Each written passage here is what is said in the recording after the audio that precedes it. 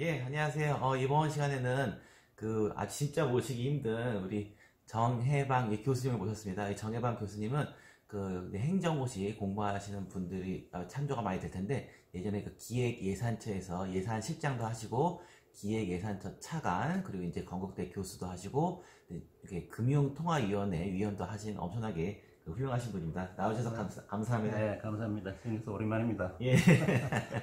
그래서 이제 오늘은 그냥 일반 행시를 준비한 학생들, 그 다음에 공무원을 준비한 학생들에 대해서 공무원의 세계, 그 다음에 공무원이 나중에 합격하고 어떤 일을 할지에 대해서 그냥 편하게 여쭤보도록 하겠습니다. 예.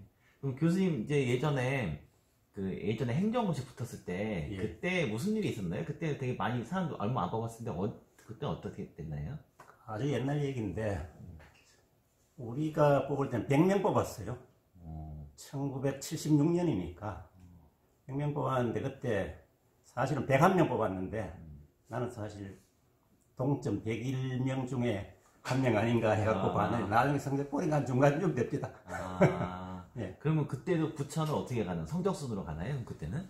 그때는 완전히 강제 배분이었어요. 이래가지고 성적순을 매겨가지고는 그냥 부처순으로 해서 땡땡이 비슷하게 돌아가는 그런 방식으로 돼가지고, 나는 처음에 교통부에 발령이 났었는데, 한 10달 있다가, 그 당시에, 지금 이제 기획재정부라는 데인데, 예전에 경제개혁원이라고 있었어요. 우리나라 박정희 대통령 시대에 경제 발전을 하기 위해서 기구를 만들어서, 옛날 사람들은 경제개혁원이라고 하면 다 잘 압니다.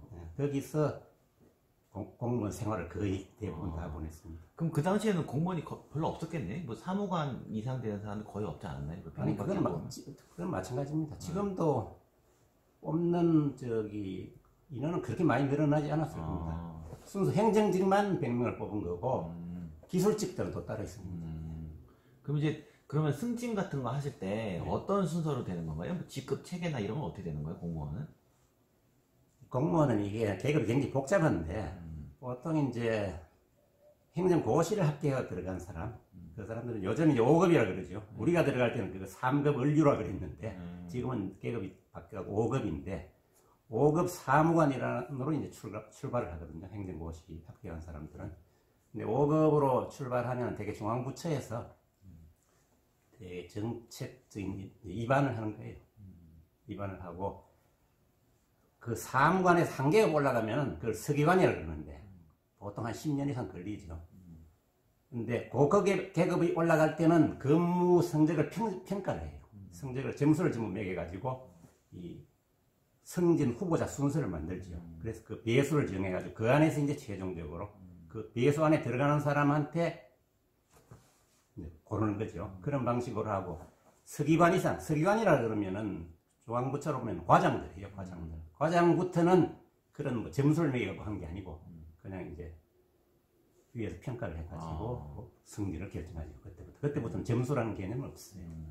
그러니까 5급에서 4급 올라가는 데만 이 명부가 있습니다. 물론 그 밑에 계급은 그게 다 있습니다. 예. 그러면 그 위에 3급 이상은 어떻게 해야 올라가는 거예요, 그러면? 공무원 결국 경력입니다. 경력이니까 열심히 일을 하는 수밖에 없죠. 열심히 일을 하는데, 공무원에서 가장 중요한 거는, 제가 얘기하는 거는 제가 이제 중앙부처 주로 있었으니까, 중앙부처 중심으로 합니다. 중앙정부처라는 건 과를 중심으로 되어 있고, 사무관들이 되게 기한을 하고, 과단위에서 되게 중요한 기초의사 결정이 되고, 그 위에서는 이제 최종 결정을 하는 단계인데, 위로 올라가려고 그러면은, 제일 중요한 게 과장을 잘 만나야 돼요. 왜냐하면 그 과장이 위에 올라갈 거 아닙니까? 또 국장이 되고 차관이 되고 인사위에가 있을 거네. 이제 인간관계가 굉장히 중요한 게 처음 과장을 잘 만나서 과장이 위에 계급으로 올라가시면은 그러면 자기가 올라갈 확률이 높아지겠죠. 제 경우 같으면 예를 들면은 제가 우리 과장을 한 10분 모셨는데 저는 제가 모신 분 중에 8분이 장차관을 다 하셨어요. 아주 운 좋은 사람이죠. 그러면 저도 올라가는 데 굉장히 유리하죠. 그러면은 그 야근 같은 거는 요새 학생들이 많은 게 뭐 워라밸 이래갖고 야근 네. 이런 건데 그럼 네. 그 당시에는 맨날 야근 같은 거 맨날 하셨겠네요 그러면. 야근 많이 했죠. 우리 공무원 교육 처음 받을 때 김용래 원장님이라고 계셨어요. 예전에 서울시장도 하시고 아주 유명한 분입니다. 지금 돌아가셨죠. 그분이 우리 이제 공무원 교육 받을 때 얘기할 때 처음에 공무원들은 삼중고가 있다. 첫 번째가 근무고예요. 하여튼 시도 때도 없이 일을 해야 된다. 퇴근 시간이 없다. 두 번째는 공무원은 비난고라 그래가지고 비난고. 뭐 하여튼 일만 생기면은 잘못했다 잘했다 언론에서도 비판받고 하는 거. 그 다음 세 번째가 생활고다. 그 당시 월급이 굉장히 적었으니까.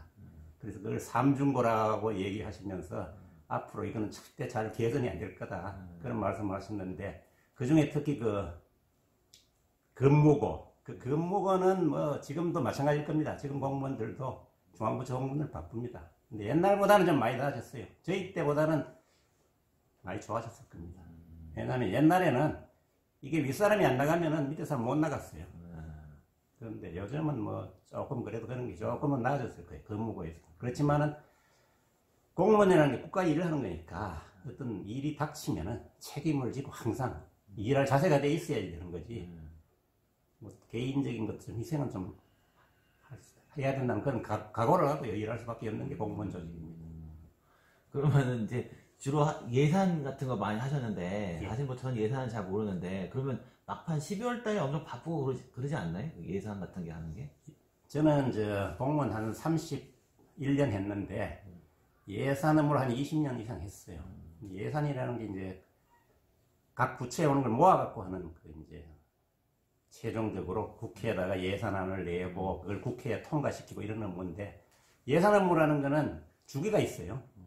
연초부터 이제 시작해가지고 각 부서에서 오는 요거를 다 모아가지고 정부안을 만들고 국회에 내고 국회에서 통과되고. 그러니까 제일 바쁠 때가 뭐냐면 여름을 중심으로 해서 정부안을 만들 때 한 석 달, 100일 정도는 뭐 정신없어 밤잠 못 자는 경우가 많고 예산을 확정하기 위해서 그러다가 조금 쉬다가 이제 국회 내고 나면은 좀 나은데 국회 가서 국회 통과시키는데 또 밤새고 하는 경우가 많았죠.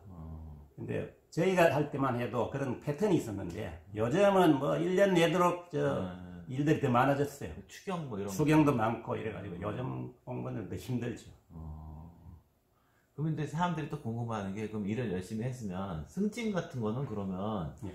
어떤 게 궁금한 게 그러니까 차관까지 되었는데 예. 그럼 못된 사람도 많을 거 아니에요. 그럼 어떻게 되는 거예요, 그거는?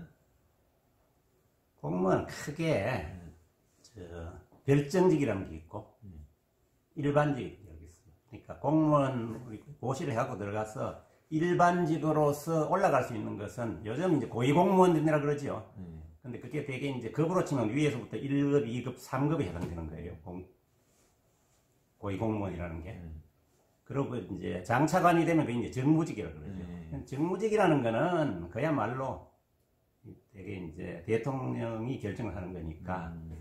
그럼 뭐 어떻게 결정되는 건지는. 그런데 일단 행정고시를 합격해가지고 최종적으로 올라갈 수 있는 것은 이제 고위공무원단, 그 중에서 1급까지 올라가는 것인데, 예전에는 뭐 열심히 하면은 1급까지 뭐 하여튼 1급도 자리가 여러 가지 종류지만은 어느 정도 올라갈 수 있는 기회가 많았는데 요즘은 되게 국장급 정도에서 되게 마치는 것이 보통으로 그렇게 생각하셔야 될 것 같습니다. 그러면 이제 하신 것 중에 금융통화위원회 뭐 그런 데서 하는데 그걸 잘 모르는 사람이 있으니까 그게 대충 어떤 일을 하는 건가요? 금융통화위원회라는 거는 공무원이 아니고 한국은행에 있는 조직입니다. 금융통화위원회라는 거는 한 달에 한 번씩 우리 기준금리라 그래서 금융기관에서 정하는 그 대표 금리를 결정하는 거. 그 일이 이제 외부적으로 보면 그게 가장 중요한 한 달에 한 번씩. 요즘은 한 달 반에 한 번씩 요즘은 한 달 반에 한 번씩 결정할 겁니다. 그게 제일 중요한 업무죠. 거기 이제 위원회 커미티가 있으니까 거기에 표를 하는 그 다수결을 결정합니다. 한국은행 총재를 중심으로 해가지고 같이 멤버죠. 그런 일입니다. 그러면 이제 뭐 공무원도 해보시고 뭐 교수도 해보시고 뭐 금융통화 이런 것도 해보셨는데 대충 어떤 직업이 뭐 장단점 뭐 이런 거 있잖아요. 뭐 다른 직업에 비해서 뭐 이런 게 뭐가 있더라 뭐 이런 게 있을까요? 그 직업이라는 게 참 뭐 어떻게 말씀드려야 될지 모르겠습니다만은 저는 뭐 교수가 좋은 것 같아요. 근데 공무원은 일단 바쁩니다. 바쁜 반면에 바쁜 데서 이제 자기가 공무원이라는 결국은 뭐냐면은 법이나 제도를 통해 가지고 어떤 정책을 만드는 거거든요. 정책이 이제 실제로 실현되고 이런 과정에서 어떤 보람, 바쁘지만은 그리고 그런 과정에서 뭐 여러 가지 사람들을 만나면서 약간의 자기에 대한 프라이드, 힘 뭐 이런 것도 느낄 수 있어요. 그런 면에서는 좋죠. 그렇지만 뭐 굉장히 생활을 굉장히 바쁜 생활이라는 굉장히 힘든 그런 과정이라는 게 있고 뭐 교수도 바쁘지만은 그래도 바쁜 정도가 뭐 주로 연구하고 하실 테니까 학생 강의하고 저는 뭐 대학 와서 강의는 한 5년밖에 안 했지만은 교수가 더 좋은 것 같아요. 네, 그럼 마지막으로 이제 뭐 공무원 준비하는 학생들 아니면 뭐 이런 시험 준비하는 학생들에게 뭐 당부라든지 뭐 조언이라든지 뭐 하시고 싶은 거 뭐가 있을까요? 말씀 편하게. 직업을 갖다가 우리가 선택하는 게 굉장히 중요한 거죠. 사람이 살아가는데. 그런데 공무원이라는 직업은 이게 기본적인 가치가 뭘 것 같아요? 우리 중에서. 국가의 봉사 뭐 이런 거. 봉사한 거죠. 우리가 되게 가치라 그러면은 돈을 추구하는 것도 있고 중요한 가치가 돈, 권력, 명예 뭐 이런 거 아니겠어요? 우리 정 교수님은 아마 교수니까 제일 중요한 명예지요. 기업하는 분은 돈 벌어야 되고 공무원은 기본적으로는 약간의 그 권한을 갖고 있어요. 권한에서 오는 어떤 만족 이런 게 있어요. 물론 지금 이제 공무원이라는 게 국민에 대한 봉사자 아닙니까? 봉사자니까 옛날하고 달라가지고 항상 봉사한다는 의식을 가져야 돼요.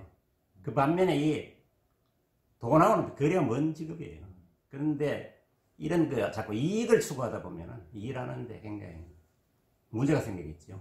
그래서 항상 공무원이라는 조직은 국민들이 자기한테 공무원한테 이 맡긴 그 권한을 국민을 위해서 항상 행사해야 된다. 이런 소명의식이 있어야지. 요즘 그런 게 굉장히 부족한 것 같은데 그걸 기본으로 그런 생각을 갖고 공무원직을 택하고 사실 무슨 돈을 많이 벌어야 되겠다 이런 분들은 공무원 안 하는 게 좋습니다. 하여튼 뭐 바쁘신데 좋은 말씀 해주셔서 감사합니다. 고맙습니다.